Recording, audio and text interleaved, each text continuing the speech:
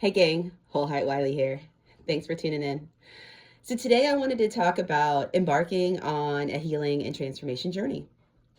There's a couple of things that I think are really important to keep in mind, or just as general guidelines as we move along this journey. Which anyone who is just tuning in, I am on my own journey of healing and transformation.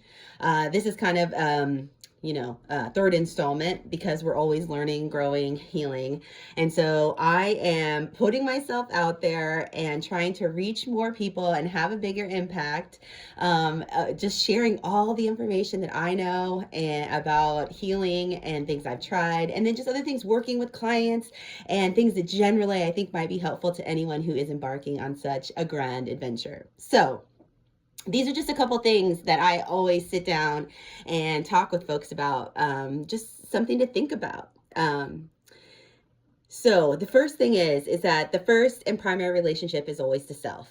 A lot of times we are looking at ourselves in relation to others, because that's where we can see a lot of our triggers and a lot of things that are coming up for us, or the ways we're showing up or engaging in the world that may or may not be serving us. But we always have to view it as anything that's happening in the outside world to us, like in relationships or in our job or any facet. It's always about ourself, whether it's how we see ourselves, beliefs we have about ourselves, or sometimes it's actually more related to childhood trauma that we have, like downloads we received as children, that get triggered, and they're kind of like on autopilot. They're just replaying and we're unaware of it. And so sometimes we project things out at other people that actually really have to do with us and work that needs to be done internally. So first and most important relationship is always the self. I'm looking at my notes. Thank you. I'm learning how to speak in front of everyone on this lovely camera. Okay, so the second thing is that we really have to show up and take 100% responsibility for our lives.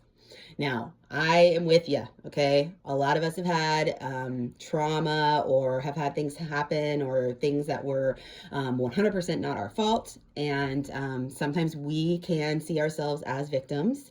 And so I think that it's sometimes hard for us to accept responsibility for our own lives. But truly, this is not about what's been done onto us.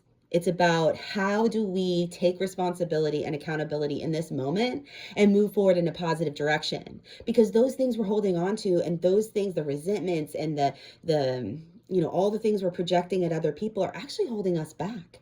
And so we have to be able to stand up and take 100% responsibility for, not for what's happened to us, but for our healing, so that we don't then project those things out onto other people. So that's part 2. And we're going to get into that in a video about codependency and about the victim triangle. So, but 100% responsibility for life, like just even having a willingness to say, I am taking responsibility for my life and everything that happens here onward, that can be incredibly empowering. Okay, third thing is that anytime we're embarking on a journey of self-discovery or a transformation journey, we're going to be doing a lot of reflecting, like inner reflecting, and we're going to be working a lot with our own inner landscape. And so sometimes when we start really showing up in our lives and we're really aware of what's going on, like there can be a lot of judgment, internal judgment going on.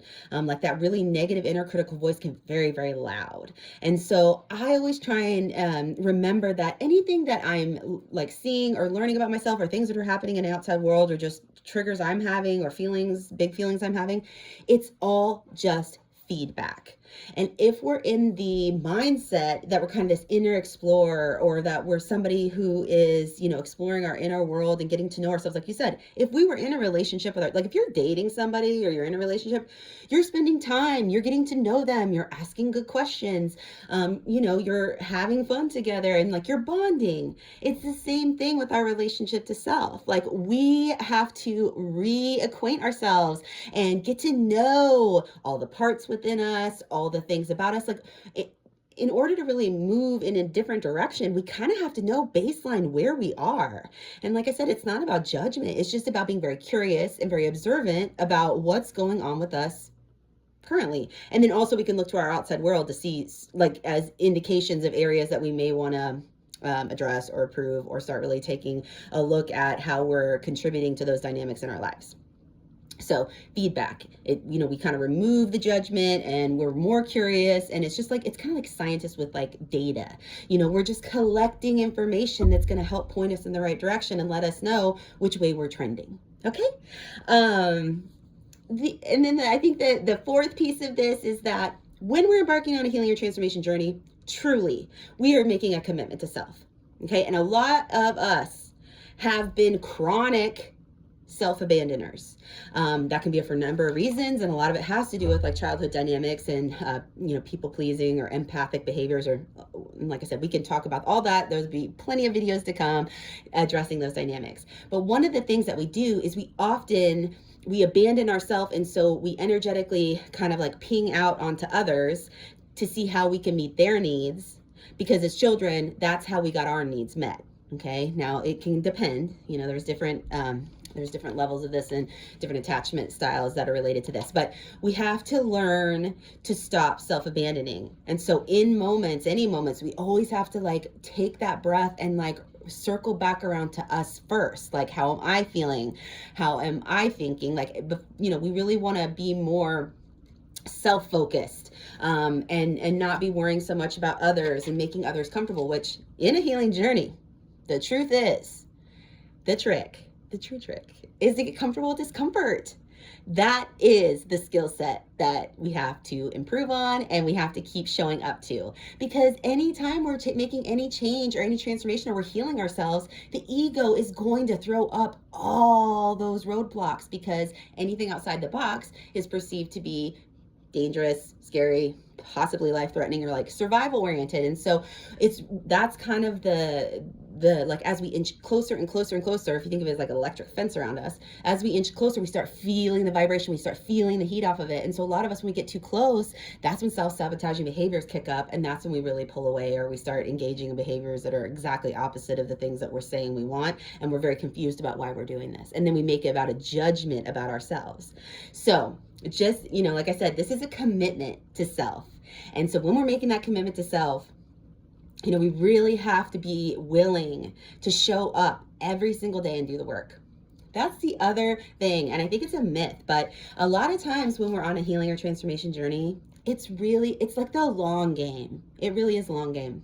I've been on a healing journey for over 15 years, and I am still coming up against things that, like I've worked on, but then they're kind of cycling back around and coming back around in my world.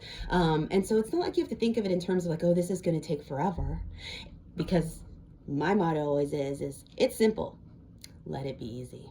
Okay. We overcomplicate things, me included. I'm an overcomplicator. And so I always step back and be like, how can I make this simple? How can I go back to basics here? Like, how can I literally stop making this so hard? Okay. Our bodies want balance, homeostasis. Like, we want to release all the trauma, all the beliefs, all the swirling energy within us. Like, we really do.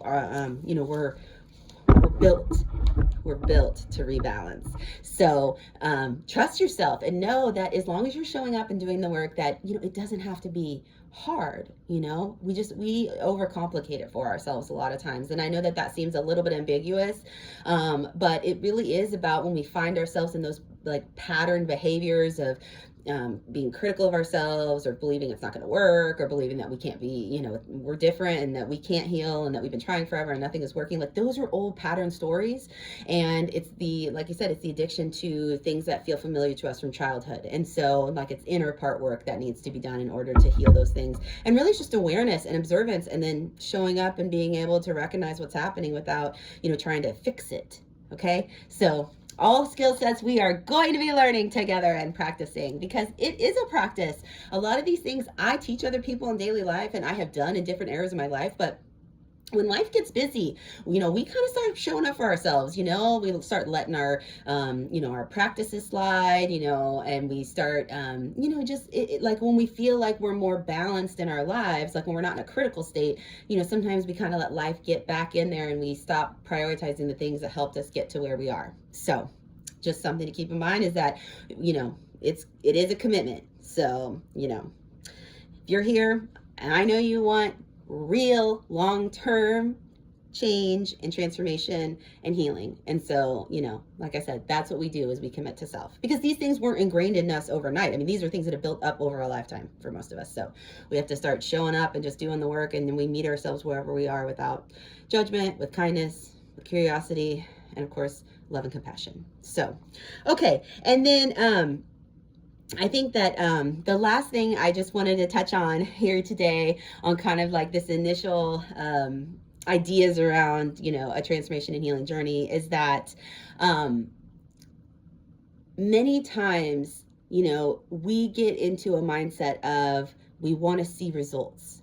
And then especially with like when we're talking about our mental health or healing internally, it's difficult sometimes to gauge. I mean, yes, there's plenty of clinical ways to gauge it, and there's all the scalings and all that stuff. But I'm just saying, if you're on your own journey, sometimes we're kind of like, okay, well, how do I know if it's working?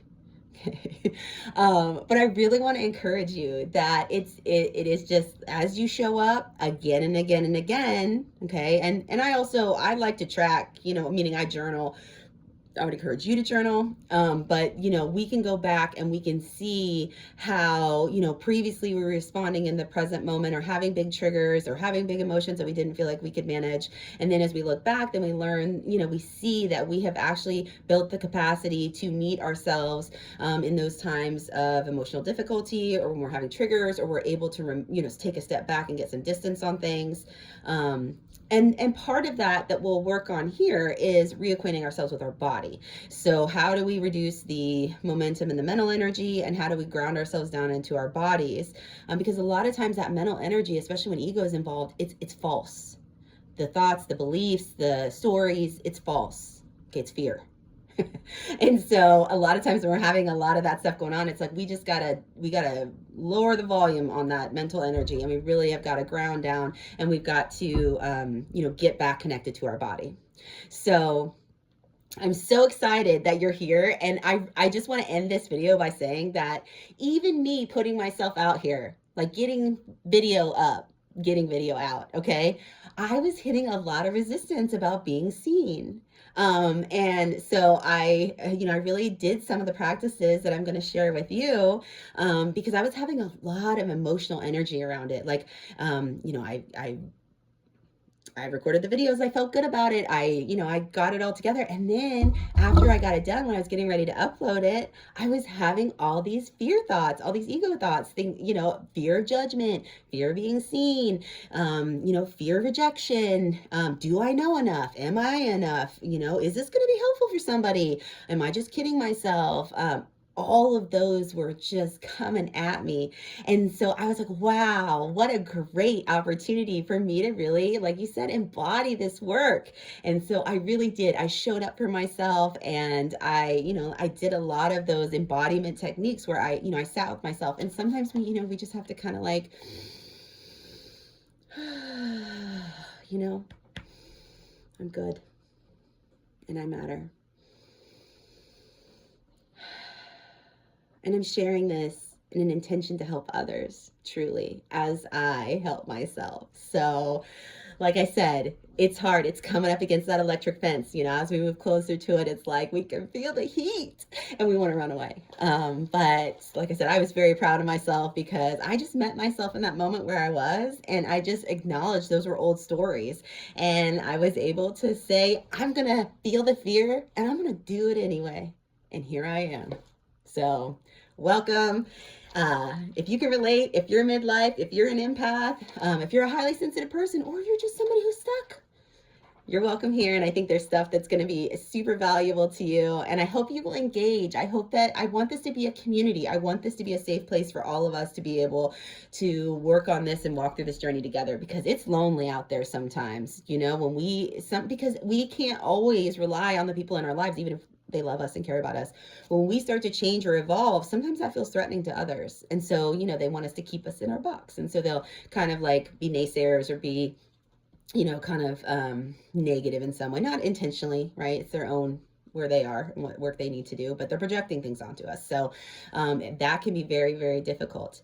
And so, it is one of those things. I mean, I posted my first video. I didn't even tell anybody. I just called my sister and said, I'm a YouTuber. And we laughed, and she watched the video, and we just you know like you said, it's hard stepping into a new identity.